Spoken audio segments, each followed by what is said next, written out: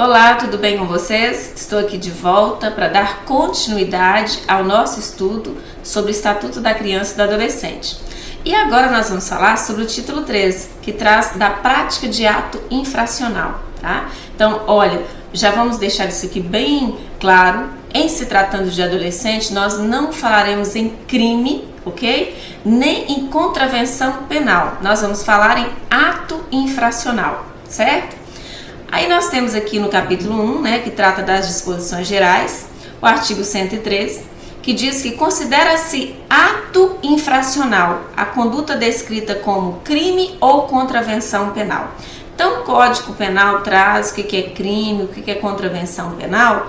Quando se tratar de adolescente, nós vamos nomear isso de ato infracional, ok? O artigo 104 nos traz assim: são penalmente inimputáveis os menores de 18 anos sujeitos às medidas previstas nesta lei. Vamos entender o que é isso, esse penalmente inimputáveis? Olha, eu transcrevi aqui para vocês do Código Penal os artigos 26 e 27 para que vocês compreendam melhor.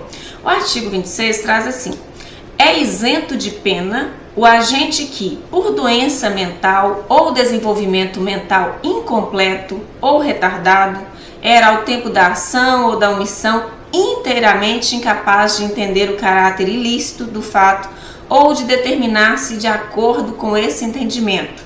O 27 diz assim: os menores de 18 anos são penalmente inimputáveis, ficando sujeitos às normas estabelecidas na legislação especial. Então, observem aqui, enquanto o artigo 104 traz para nós que são penalmente inimputáveis os menores de 18 anos, olha bem, então o que isso explica? O Código Penal traz, né? E aí nós já vamos enquadrá-lo nessa parte, olha, são pessoas em desenvolvimento mental, tá? O desenvolvimento mental deles ainda está incompleto. Então, por isso que eles são penalmente inimputáveis, tá? Os menores de 18 anos, não se esqueçam disso. E aí nós temos o parágrafo único que diz: para os efeitos desta lei, deve ser considerada a idade do adolescente a data do fato, tá? Então, olha, mas não foi julgado ainda, passou um tempo, ele tem 22 anos. Mas quando que aconteceu o fato? Ele tinha quantos anos? Porque, para os efeitos desta lei, deve ser considerada a idade do adolescente a data do fato, tá? O artigo 105 nos diz que ao ato infracional praticado por criança, tá? Criança de 0 a 12 anos incompletos, corresponderão às medidas previstas no artigo 101. Nós já estudamos. Se vocês se recordam aí, se não revisitem, o artigo 101 fala da notificação aos pais, fala do acompanhamento psicológico, fala de uma série de medidas para restabelecer. Então, olha só, quando é criança, o tratamento é diferenciado que nós estamos abordando aqui. O capítulo 2 já traz assim, dos direitos individuais. Artigo 106. Nenhum adolescente será privado de sua liberdade, senão em flagrante de ato infracional ou por ordem escrita e fundamentada da autoridade judiciária competente. Então a prova traz lá para vocês assim, sobre os adolescentes, marque as assertivas verdadeiras. Nenhum adolescente será privado de sua liberdade. Verdade? Não é verdade. Não é verdade. Nenhum adolescente será privado de sua liberdade, exceto, olha o sinão aqui, ó, em flagrante de ato infracional ou por ordem escrita e fundamentada da autoridade judiciária competente. Então, nós temos situações em que sim, eles poderão ser privados de suas liberdades. O parágrafo único nos diz que o adolescente tem direito à identificação dos responsáveis pela sua apreensão, devendo ser informado acerca de seus direitos. Então, não pode simplesmente carregar sem falar quem são essas pessoas, né, que estão levando. Ele tem direito a essa identificação.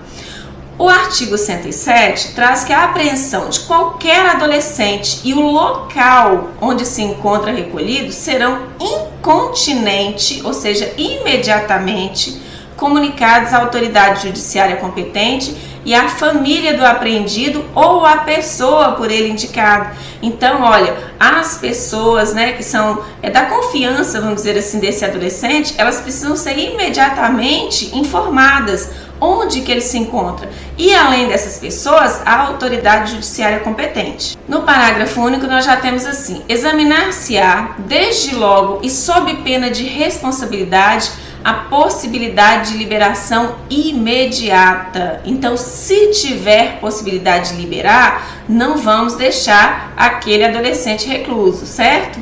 Artigo 108. A internação antes da sentença pode ser determinada pelo prazo máximo de 45 dias. Então, olha, a sentença demorou, já passou 45 dias, está ilegal, porque o máximo que pode ficar antes da sentença, né, esse adolescente internado, é 45 dias.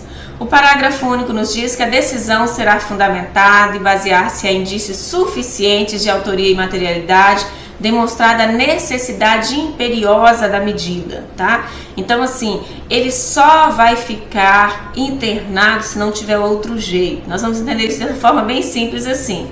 O artigo 109, o adolescente civilmente identificado não será submetido à identificação compulsória pelos órgãos policiais de proteção e judiciais, salvo para efeito de confrontação havendo dúvida fundada. Então não precisa de uma identificação compulsória se ele já foi civilmente identificado. O capítulo 3 já traz as garantias processuais. Artigo 110. Nenhum adolescente será privado de sua liberdade sem o devido processo legal, tá? Então a coisa tem que ser bem séria, porque ele tem direito à liberdade.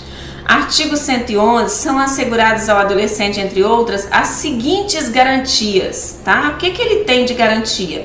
Pleno e formal conhecimento da atribuição de ato infracional mediante citação ao meio equivalente. Então ele precisa ter garantia, olha só, é assegurada ele essa garantia, pleno e formal conhecimento da atribuição.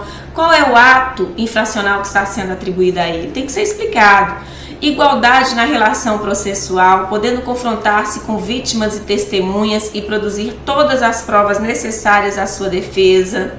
Defesa técnica por advogado, assistência judiciária gratuita e integral aos necessitados na forma da lei. Então vejam, se ele não, olha, ele tem direito, ele não precisa ter condições de arcar com as custas, né, de um processo. Ele tem direito a essa assistência judiciária gratuita, direito de ser ouvido pessoalmente pela autoridade competente, de solicitar a presença de seus pais ou responsáveis em qualquer fase do procedimento. E aqui nós temos o capítulo 4, que traz as medidas socioeducativas. Então, olha, nós não falamos em crime, tá? Nem em contravenção penal, nós falamos em ato infracional, porque estamos nos referindo a adolescentes, né, infratores, e nós também vamos falar em medidas socioeducativas. Então, o que é colocado como forma, né, vamos colocar de reeducação social para esse adolescente que cometeu um ato infracional, é uma medida socioeducativa. E aí a seção 1 traz as disposições gerais, né? O artigo 112 diz que, verificada a prática de ato infracional, a autoridade competente poderá aplicar ao adolescente as seguintes medidas.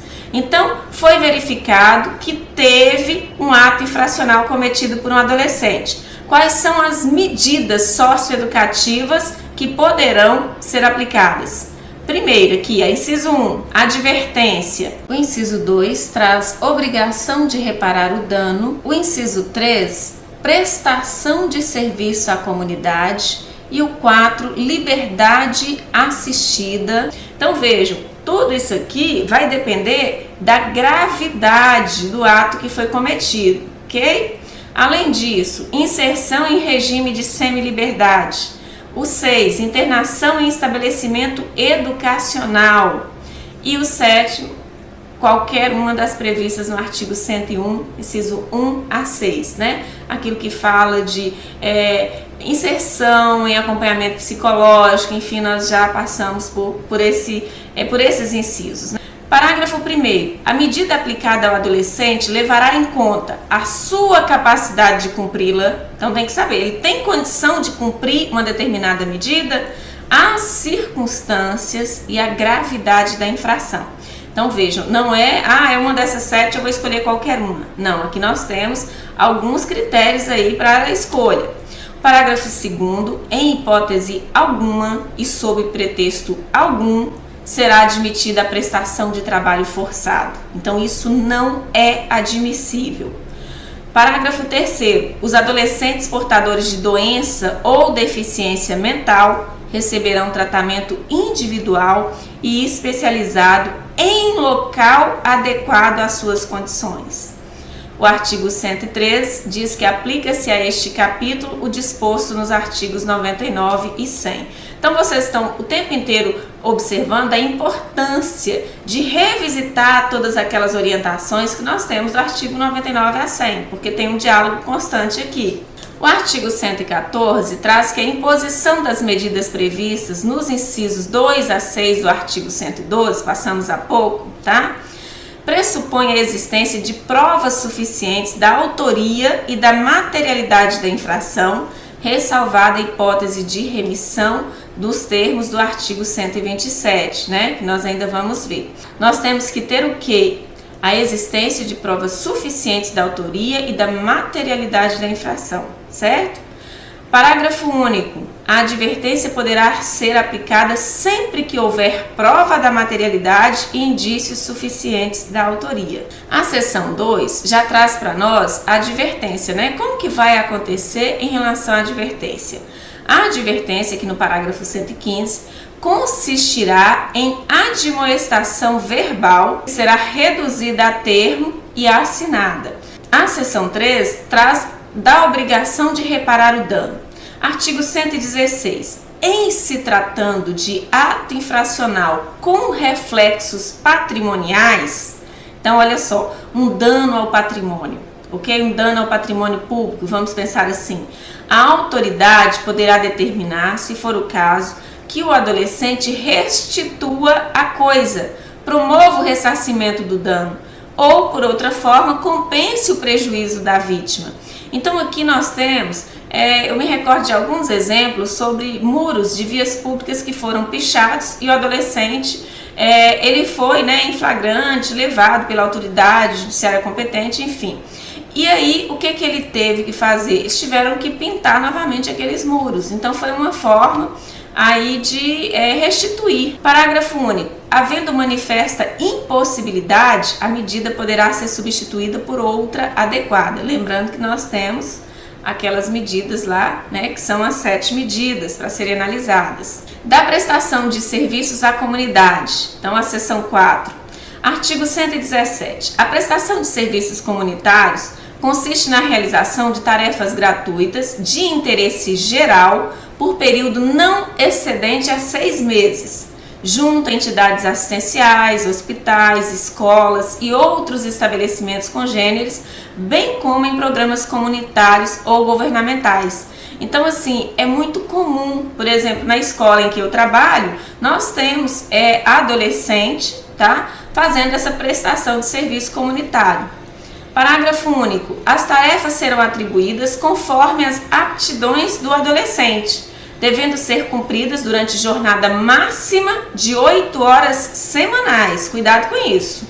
Máxima de 8 horas semanais, não são 8 horas diárias. Aos sábados, domingos e feriados ou em dias úteis, de modo a não prejudicar a frequência à escola ou a jornada normal de trabalho. Eu já vi muitas questões colocando assim, os adolescentes que cometeram ato infracional colocados em situação de prestação de serviços à comunidade podem trabalhar de segunda a sábado, excetuando domingos e feriados. Então, cuidado. Por que nós temos aqui? Olha, aos sábados, domingos e feriados ou em dias úteis, tá vendo? Devendo ser cumprida aqui nesse período, Também nesse período.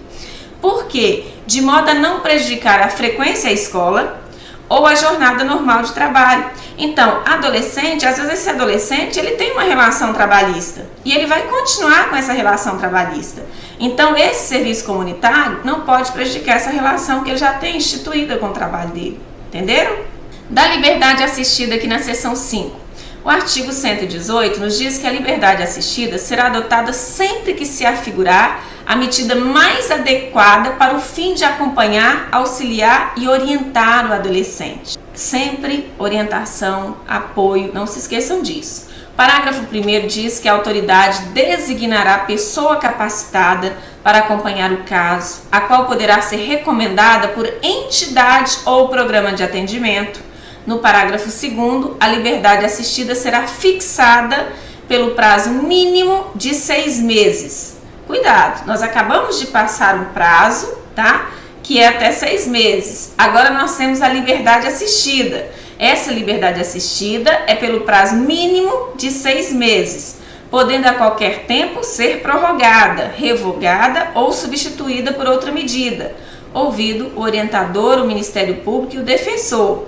E aí eu retornei aqui para vocês para não confundirem, tá? Porque a prestação de serviços comunitários consiste na realização de tarefas gratuitas de interesse geral por período não excedente a 6 meses.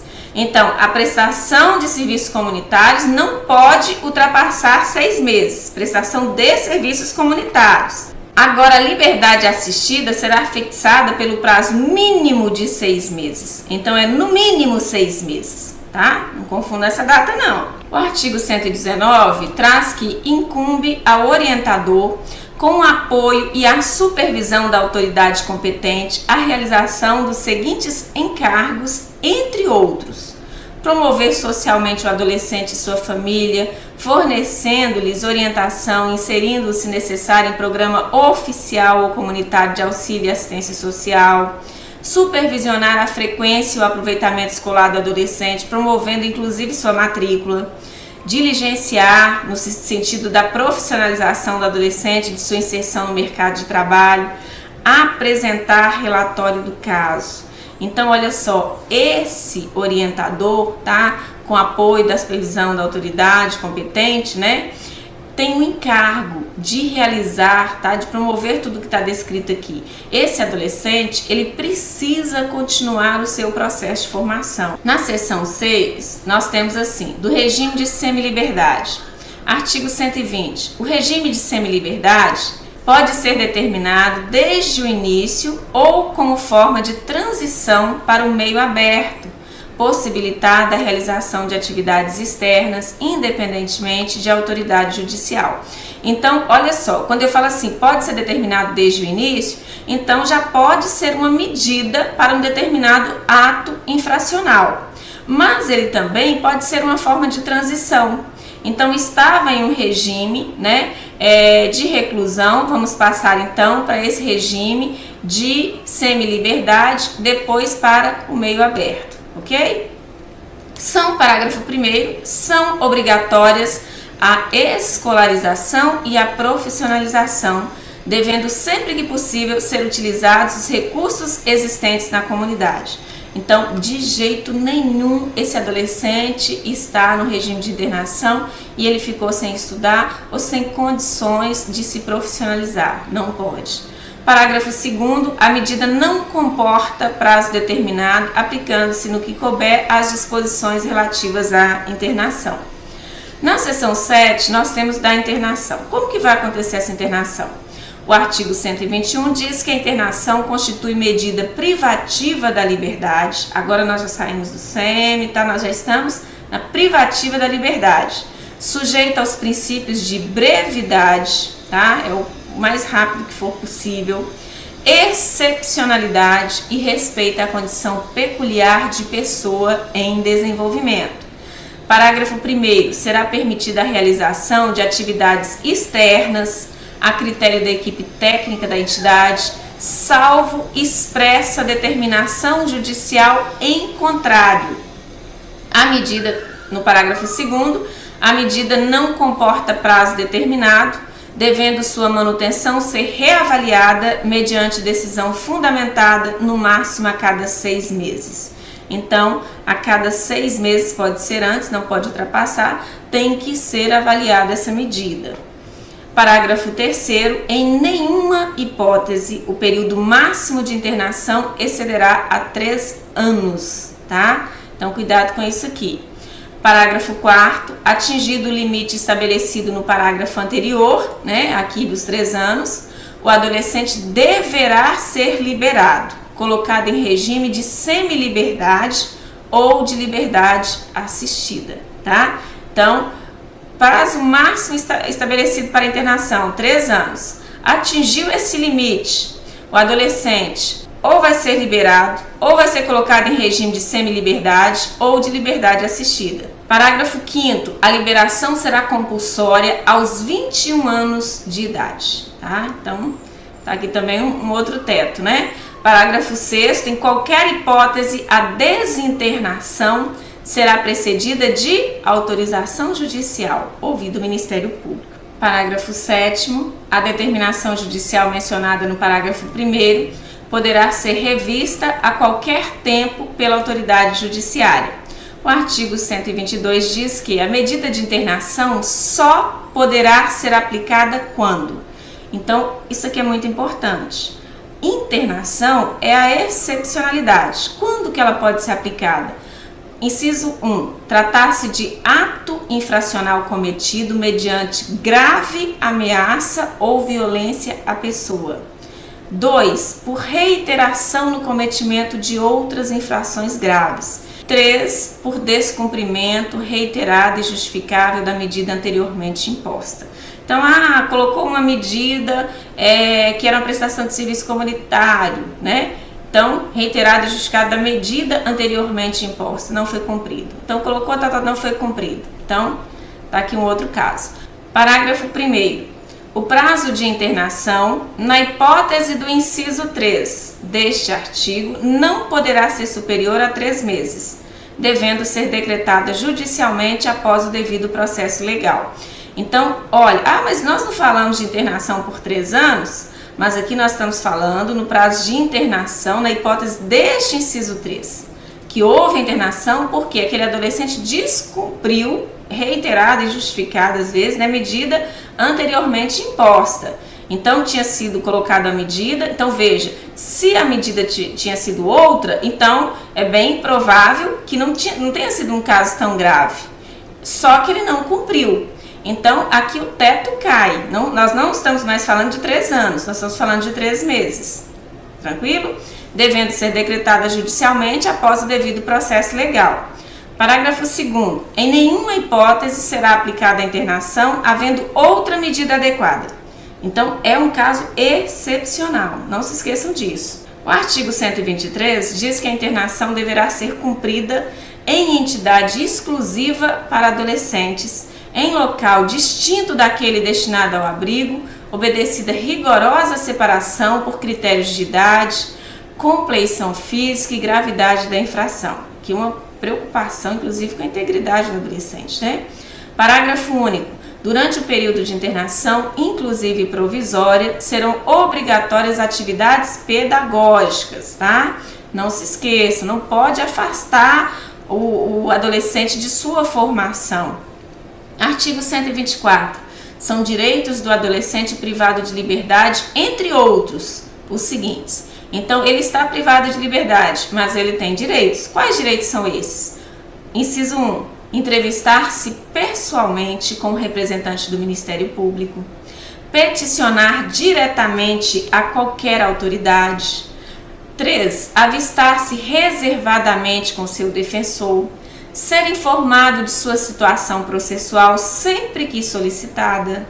Ser tratado com respeito e dignidade.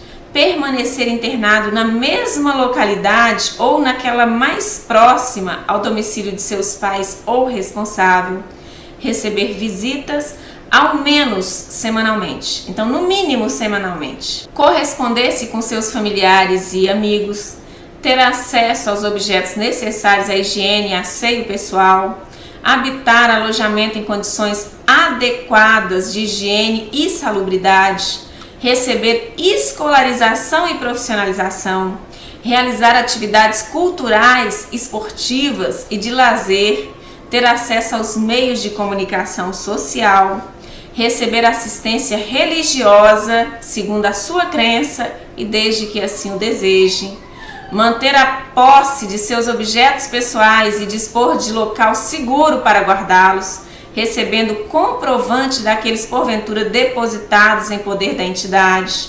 receber, quando de sua desinternação, os documentos pessoais indispensáveis à vida em sociedade. Aqui no parágrafo 1º nós já temos que em nenhum caso haverá incomunicabilidade. Significa o quê? Ainda que ele esteja recluso, gente, ele tem que ficar comunicável. De forma alguma pode ser isolado um adolescente, ok? No parágrafo 2º, nós temos que a autoridade judiciária poderá suspender temporariamente a visita, inclusive de pais ou responsável, se existirem motivos sérios e fundados de sua prejudicialidade aos interesses do adolescente. Atenção a isso. O artigo 125 diz que é dever do Estado zelar pela integridade física e mental dos internos, cabendo-lhe adotar as medidas adequadas de contenção e segurança. Por isso aquela preocupação toda inicial, né, com o local, que seja um local salubre, com as condições, enfim, de higiene. Por quê? Porque é dever do Estado zelar por essa integridade do adolescente. Agora nós temos no capítulo 5 da remissão. O que é remissão, gente? É perdão, tá? Remissão é a mesma coisa de perdão. Então vamos entender a que se aplica esse perdão. O artigo 126 diz que antes de iniciado o procedimento judicial, eu quero chamar a atenção de vocês para algumas áreas, até que esses detalhes não são tão importantes, tá? Mas para outras sim. Então vamos focar aqui, ó, antes de iniciado o procedimento, tá?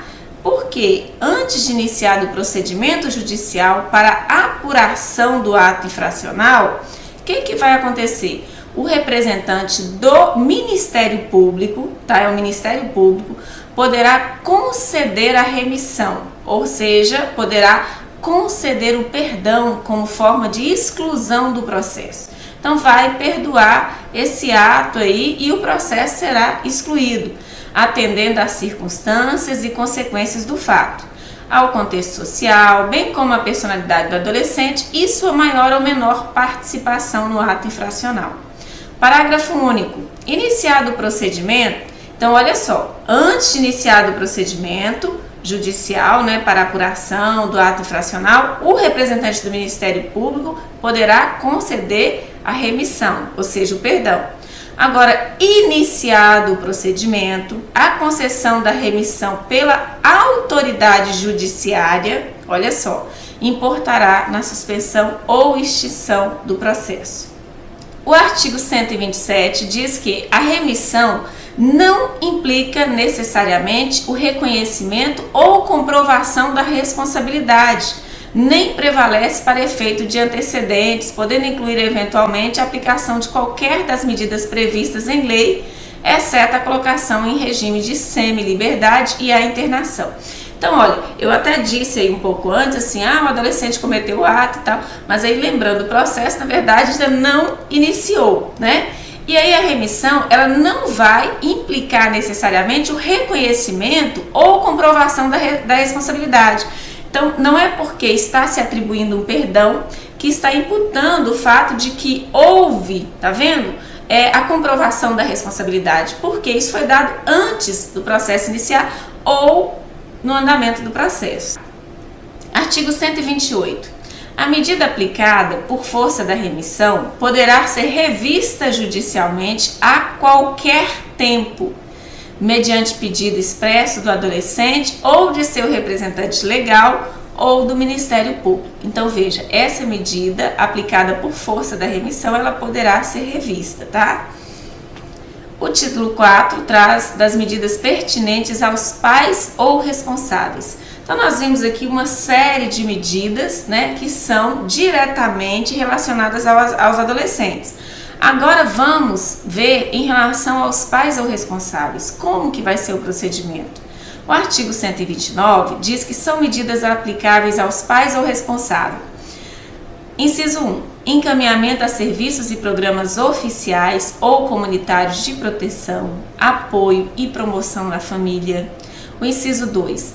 inclusão em programa oficial comunitário de auxílio, orientação e tratamento a alcoólatras e tobanos. Olha, esse encaminhamento aqui, no inciso 2, já é uma situação que a gente consegue prever, né? Se a família está necessitando desse tipo de encaminhamento, então, obviamente, vai ser essa a ação tomada, né? A medida tomada. O inciso 3, encaminhamento a tratamento psicológico ou psiquiátrico. O inciso 4, encaminhamento a cursos ou programas de orientação. Obrigação de matricular o filho ou pupilo e acompanhar sua frequência e aproveitamento escolar. Obrigação de encaminhar a criança ou adolescente a tratamento especializado. Advertência, perda da guarda, destituição da tutela, suspensão ou destituição do poder familiar. Então, tudo isso aqui pode ser aplicável a pais ou responsáveis, né? Pais e ou responsáveis. Só que, vejam, lembrando, poder familiar, destituição do poder familiar, esse destaque inclusive foi feito por mim, é a última coisa em que se pensa, tá? Não se esqueçam disso. Parágrafo único diz que na aplicação das medidas previstas nos incisos 9 e 10 deste artigo, né, quais são? Olha, destituição da tutela e suspensão ou destituição do poder familiar, observar-se ao disposto nos artigos 23 e 24. O que dizem os artigos 23 e 24? O artigo 23 diz sobre a ausência de condições financeiras que não pode implicar por si só a destituição desse poder familiar. E o artigo 24 já diz, né, que a família tem direito ao contraditório, enfim. Esses artigos e outros tópicos, vale a pena vocês revisitarem. Sempre que a legislação cita outro artigo, vale muito a pena revisitar esses artigos. Por quê? Especialmente quando se fala em perda de poder familiar, certo? O artigo 130 já diz que, verificada a hipótese de maus tratos, opressão ou abuso sexual impostos pelos pais ou responsável, a autoridade judiciária poderá determinar, como medida cautelar, o afastamento do agressor da moradia comum. Aqui eu vou chamar a atenção de vocês porque, às vezes, as questões trazem isso aqui por ser uma coisa grave, né, e é de fato. Olha, na hipótese de maus tratos, opressão ou abuso sexual impostos pelos pais ou responsável, a autoridade judiciária tem que determinar, como medida cautelar, o afastamento do agressor da moradia comum. Aqui não diz que tem que determinar, aqui diz poderá determinar. Então a gente tem que ter muito cuidado a isso, tá? Parágrafo único. Da medida cautelar constará ainda a fixação provisória dos alimentos de que necessitem a criança ou adolescente dependentes do agressor. E com isso nós encerramos, né, esta sessão aqui, essa parte. É muito importante revisitar, esquematizar os tópicos, né? Nós falamos em diversos prazos, às vezes os prazos se confundem. Então eu sugiro muito que vocês construam uma tabelinha, né, com cada medida, qual que é a diferença de uma medida, quando que se aplica, quais são os prazos e foco sempre. Até nossa próxima aula.